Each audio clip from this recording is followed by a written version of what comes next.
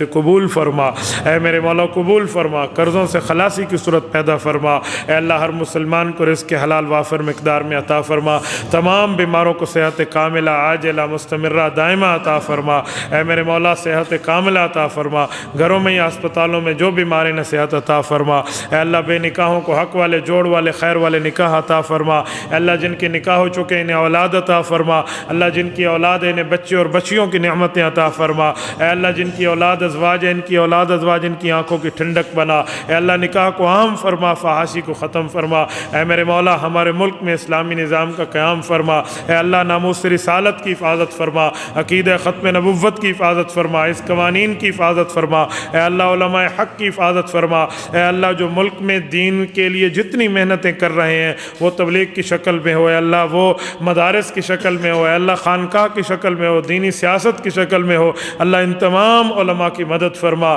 چپے چپے پر نصرت فرما، اے اللہ اغیار کے جھنڈے کو ناکام فرما، اہل کفر اہل باطل اہل یہود کے جھنڈے کو ناکام فرما، اے اللہ کفار کا منہ کالا فرما، اہل اسلام کا منہ بول بالا فرما، اے اللہ ان کے منہ کو بلند فرما، ان کی باتوں کو بلند فرما، ان کے کلمے کو بلند فرما، اے اللہ بیت اللہ بیت رسول اللہ کی حفاظت فرما، بیت المقدس کی حفاظت فرما، ہمیں وہاں کی مبرور مقبول حاضری عطا فرما، اے اللہ تمام دوست جن نے اپنے گھروں کی دعاؤں کے لیے کہا ہے ہم تمام دوستوں کو اپنے اپنے کھلے کھلے کشادہ گھر عطا فرما، اے اللہ ہمارے دنیا آخرت کے تمام گھروں کی بہتری فرما، اے اللہ جو باتیں رسول اللہ صلی اللہ علیہ وسلم نے آپ سے کی ہمارے لیے دعائیں مانگی وہ خیریں ہمیں عطا فرما، جن شرور اور فساد سے ہمارے لیے پناہ مانگی اللہ پناہ عطا فرما، وصلی اللہ تعالی علی خیر خلقہ محمد وعلی آلہ وصحبہ اجمعین۔